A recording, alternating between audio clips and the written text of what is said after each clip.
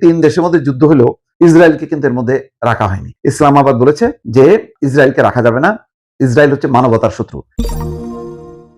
একটা খবরে খুবই অবাক হলাম, পাকিস্তানের সামরিক বাহিনী যে এত শক্তিশালী এটা আমার কল্পনাতে ছিল না। এখন দেখা যাচ্ছে শুধু নিজের দেশে না, পুরো মধ্যপ্রাচ্য জুড়ে পাকিস্তানের সামরিক বাহিনীর বিমানগুলো পাহারা দিচ্ছে যাতে ইসরায়েল কোনো রকম শয়তানি করতে না পারে। কারণ আপনারা জানেন যে ইসলামাবাদে গুরুত্বপূর্ণ বৈঠক হচ্ছে শান্তির লক্ষ্যে, যুদ্ধবিরতির লক্ষ্যে, যুদ্ধবন্ধের লক্ষ্যে ইরান এবং যুক্তরাষ্ট্রের মধ্যে।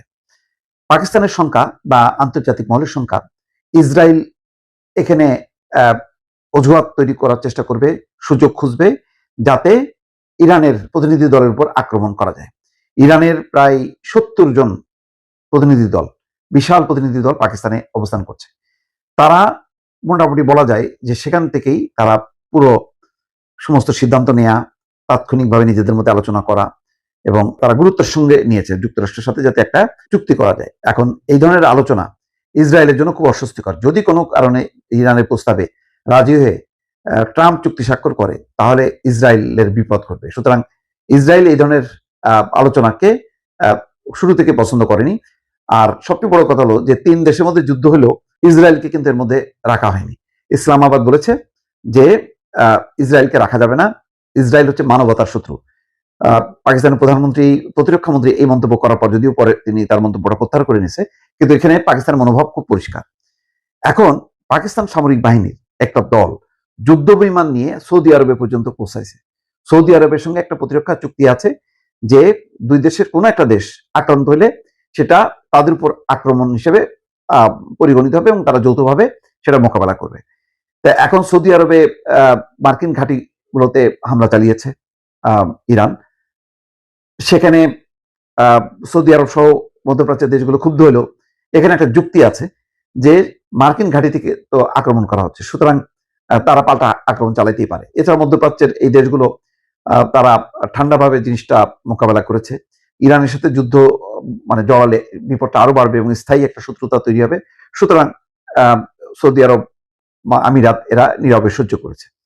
এখন পাকিস্তানের সামরিক বাহিনী সেখানে হাজির হয়েছে।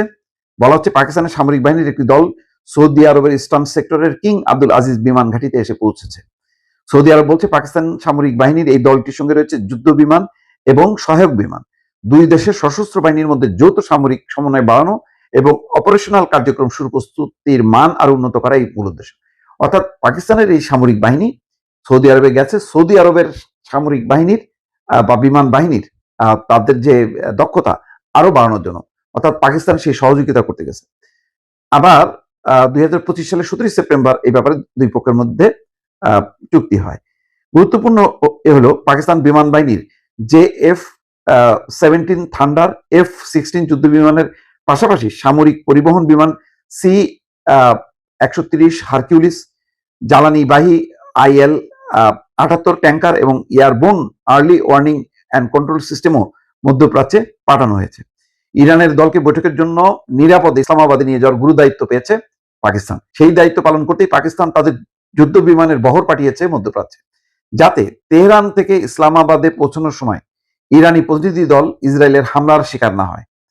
এই কারণে দেখেন যে সৌদি আরব, সংযুক্ত আরব আমিরাত এবং ইরানের বন্দর আব্বাসের কাছে আকাশে আয়রন স্কোয়াডের জন্য পাকিস্তানের F-17 থান্ডার এবং F-16 যুদ্ধ বিমান উপস্থিত রয়েছে। তার মানে কতগুলো দেশে, সৌদি আরব, সংযুক্ত আরব আমিরাত এবং ইরানের বন্দর আব্বাসের কাছে, মানে তারা যুদ্ধ বিমান সেট করে রাখছে যাতে ইসরায়েলের কোনো সামরিক বাহিনীর কোনো বিমান যাতে আঘাত না করতে পারে বা কোনো ক্ষেপণাস্ত্র ছুটতে না পারে।